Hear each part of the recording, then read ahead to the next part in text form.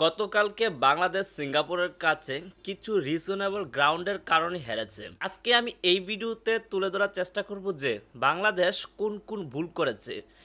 এই ভুলগুলো যদি আমরা তুলে ধরতে পারি, আমি বিশ্বাস করি হয়তো নেক্সট টাইম এই ভুলগুলো বাংলাদেশ এড়িয়ে চলবে। So let's go. First of all এই ভিডিও ক্লিপটা দেখুন। দেখেন যে এখানে বাংলাদেশের কাছে বলটা ছিল, হ্যাঁ, যখন সামনে পাস করলো একদম পেনাল্টি এরিয়ার বক্সে ছিল, তখন এখান থেকে দেখেন এখানে কিন্তু বাংলাদেশকে ফেলে দিল, তারপর এখানে এসে বাংলাদেশকে আবারও ফেলে দিল। এই যে বাংলাদেশকে দুইটা জায়গায় মানে ডিফেন্স পেনাল্টির এরিয়ার এতটুকু জায়গার মধ্যে যখন দুইবার বাংলাদেশকে প্রতিপক্ষের দল ফেলে দেয়, কিন্তু বাংলাদেশের দলের ম্যানদের কোনো রিয়াকশন নেই। ভাই, আপনি যখন ফুটবল খেলছেন তখন আপনাকে একটা ক্যারেক্টার ধারণ করতে হবে যে 19-20 হলে কি রিয়্যাক্ট করতে হবে। এখানে বাংলাদেশের প্লেয়াররা রিয়্যাক্ট না করার কারণে কোনো ধরনের ফাউল পান না। যদিও এই ফাউলগুলো এত মানে রিজনেবল না হলেও তারপরও রিয়্যাক্ট করতে হয়। এই দুইটা ফাউলের মধ্যে লাস্টের যে ফাউলটা ছিল এটা রিজনেবল ছিল, হয়তো এটার কারণে বাংলাদেশ ফাউল পেতেও পারতো। রিয়্যাক্ট করাটা তো দোষের কিছু না, রিয়্যাক্ট করা যেত। যদি না করেন তাহলে রেফারিকে আপনাকে ফাউল দিবে, আপনাকে রিয়্যাক্ট করতে হবে। এখানে কোনো রিয়্যাক্ট ছিল না বাংলাদেশের প্লেয়ারদের। দেন আমি আরও সামনে যাচ্ছি, তারপর কী হয় দেখেন, এখান থেকে বলটা একদম পেনাল্টি এরিয়ার মধ্যে একদম গোল পোস্টের দিকে একটা ম্যান ছিল, সেই ম্যানটা কোনো ধরনের মানে কিছুই করতে পারলো না বাংলাদেশের। সমিত সুম এখানে প্রায় অনেক চেষ্টা করেছিলেন কিন্তু পারেননি। তারপর হামজা চৌধুরীর থেকে এই বলটা যখন আবার সামনে গেল, পেনাল্টি এরিয়ার বক্সে ঢোকার চেষ্টা করছে বাংলাদেশ, কিন্তু এখানে দেখেন আবার একটা ফাউল হবে। এই যে ফাউল হয়ে গেল, কোনো রিয়্যাক্ট নেই বাংলাদেশের প্লেয়ারদের, কোনো রিয়্যাক্ট নেই। রিয়্যাক্ট না করলে কি ফাউল দিবে? মানে পেনাল্টি এরিয়ার বক্সে যখন কোনো ধরনের রিয়্যাক্ট করে না বাংলাদেশি প্লেয়াররা, তখন তো ফাউল পাওয়ার কোনো প্রশ্নই আসে না। সামনে আরও যাই, দেখতে পাবেন অনেকগুলো রিজনেবল গ্রাউন্ড রয়েছে। এখানে সমিত সুম দিয়েছিল, কিন্তু এখানে সাত ছিল সম্ভবত, হ্যাঁ সাত ছিল, কিন্তু সে কি দেখেন সমিত সুম কিন্তু যে সাতকে এগিয়ে যাওয়ার যে জার্নি, এটা নিয়ে অনেকটা কি খুবই ডিস্টার্স হয়ে গিয়েছিল যে কেন সে সামনে গেল না। বলটা কিন্তু পেনাল্টি বক্সের একদম কাছাকাছি, মানে কি গোল পোস্টের একদম কাছাকাছি ছিল, তারপরও সে সামনে বাড়ালো না। এই যে ভুলগুলো আমরা করি, ছোটোখাটো ভুলে তো ফুটবলে হয়। আপনি 10 মিনিট খেলবেন, তার মধ্যে 10 সেকেন্ডে একটা ভুল হলে অনেক কিছু, 10 মিনিট খেললে যে বেনিফিটটা পাবেন সেই বেনিফিটটা নষ্ট হয়ে যায়। এখানে ফামিদুল একটা ভুল করেছিলেন। দেখেন একদম বলটা যখন ফিল্ডে অর্থাৎ মাঠের বাইরে চলে যায়, তখন সে প্রতিপক্ষের ম্যানটাকে ঠাস করে ফেলে দেয়। আচ্ছা, আমার মনে হয় এটা তার রাগ থেকে করেছিল, যেহেতু সে একজন ইয়াং প্লেয়ার, সে রাগ থেকে এটা করেছিল। তবে সে খুব রেগে গিয়েছিল। আপনি তার রিয়াক্টটা বা যে তার আচরণটা হয়েছে এটা দেখলে আপনি বুঝতে পারবেন সে কতটুকু রেগে গিয়েছিল। তারপরে ফাহমিদুল ইসলামকে রেফারি হলুদ কার্ড দেখাতে বাধ্য হন। আমরা আরও সামনে গেলে আপনি দেখতে পারবেন বাংলাদেশে কত কত মিস হয়েছে, ভুল হয়েছে। এই ভুলগুলো যদি সংশোধন না করে তাহলে কিন্তু বাংলাদেশ ফুটবলে আমরা কালকে হেরেছি, সিঙ্গাপুরের সাথে হেরেছি।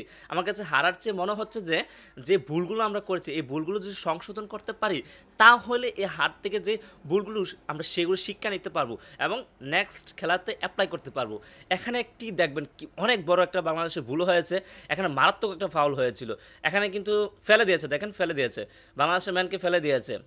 তারপরও রেফারি এখানে রিয়্যাক্ট একটু করেছিল, কিন্তু রেফারি কোনো মানে পাত্তা দিল না। মানে মনে হলো যে বাংলাদেশ কালকে হয় সিঙ্গাপুরে খেলতে গেছে বা অন্য কোনো রাষ্ট্রে খেলতে গেছে, ভারতের মতন, ভারত যেভাবে দালালি মানে রেফারিদের দালালি করতে নেয় ঠিক সেইভাবে শুরু করেছে। আরও ভুল আছে বাংলাদেশে, আমি আরও ভুল দেখাবো।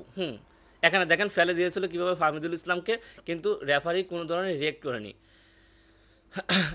এখানে দেখেন বাংলাদেশকে ফেলে দিয়েছে, কিন্তু সে উঠে দাঁড়িয়ে গেছে। নেক্সট এই ক্লিপটা দেখতেছি কি বাংলাদেশের ম্যানকে ফেলে দিয়েছে, সে উঠে দাঁড়িয়ে গেছে, এবং বলটা বাংলাদেশের একদম গোল পোস্টে দাঁড়িয়ে এসেছিল। এখানে হামজা চৌধুরী একটা অভিনব কায়দা বলটাকে সেভ করেছিল। আরও কিছু মারাত্মক ভুল আছে, সেগুলো দেখলে বুঝতে পারবেন কতটুকু ভুল করেছে। হ্যাঁ, আমি আরও প্লে করছি, দেখাচ্ছি আরও। বাংলাদেশের যে গোলটা হয়েছে, বাংলাদেশকে যে গোলটা দিয়েছে, হ্যাঁ দেখেন সেই গোলটা এই যে আমাদের মিতুন গোলকিপার, তিনি সামনে বেরিয়েছিলেন, আনফর্চুনেটলি গোল হয়েছে, কিন্তু হামজা চৌধুরী অনেক ট্রাই করেছিলেন গোলটা যাতে সেভ করতে পারেন, সেই গোলটা কিন্তু আর সেভ হয়নি। হামজা চৌধুরী একদম গোল পোস্টে দাঁড়িয়ে গিয়ে লাথি মেরে বলটাকে দূরে সরিয়ে দিতে ট্রাই করেছিলেন, কিন্তু বলটা অবশেষে গোল পোস্টের ভিতরে চলে যায়। দেখেন ক্লিপটা দেখলে বুঝতে পারবেন। হ্যাঁ, এদিকে বলটা ছিল যে আমাদের গোলকিপারটা একটু বেশি এগিয়ে গিয়েছিল, দ্যাটস ওয়াই বলটা কন্ট্রোল করতে আর পারেননি। আরও অনেকগুলো ভুল রয়েছে বাংলাদেশের। আমি জাস্ট কয়েকটা ফলস দেখাচ্ছি, এই ফলসগুলো থেকে যদি আমরা বেরিয়ে আসতে না পারি তাহলে বাংলাদেশ ফুটবল এগিয়ে এগিয়ে যাওয়ার মূল লক্ষ্যটা হচ্ছে কি আপনাকে ভুল থেকে শিখে নিতে হবে।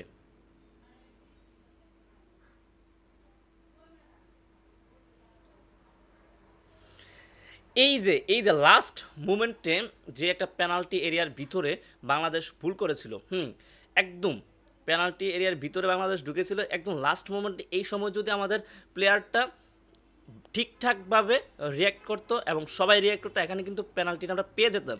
এই একটা ভুলের কারণে বাংলাদেশ লাস্ট মোমেন্টে গিয়েও চান্স পেয়েও বাংলাদেশ আসলে হেরে গিয়েছে। এই পেনাল্টি পেয়ে গেলে হয়তো বাংলাদেশ কালকের ফলাফলটা উল্টো হতে পারতো, 2-2 গোলে ড্র হতে পারতো, আমরা পয়েন্ট ভাগাভাগি করে আমাদের পয়েন্টটা লস হতো না আর। দেখেন একদম পেনাল্টি এরিয়ার ভিতরে বলটা এসেছিল, হ্যাঁ, সেটা যখন নিয়ে যেতে চেত কিন্তু প্রতিপক্ষের মানে সিঙ্গাপুরের প্লেয়ারটা অনেক দূরে ছিল, তারপরে বলের কাছেই ছিল না, ধারে কাছেও ছিল না, সে তাকে ফেলিয়ে দিল, কিন্তু অথচ রেফারির কোনো রিয়েক্টে নাই। আসলে আমরা কালকে আমার কাছে মনে হচ্ছে যে রেফারির ভুলের কারণে আমরা হেরে গিয়েছি। আর আপনি যদি এই লাস্টের এই ভুলটার কথা দেখেন, যেটা পেনাল্টি এরিয়ার ভিতরে একদম ভুল করেছিল, ফাউল করেছিল, এটা যেমন করে রেফারির দোষ আছে, ঠিক তেমন করে বাংলাদেশের প্লেয়ারদের দোষ আছে। বাংলাদেশের প্লেয়ার আমি কোনো ধরনের রিয়েক্টে দেখতে পেলাম না। এটা হচ্ছে এক ধরনের অপেশাদারিত্বের মতন আচরণ করা।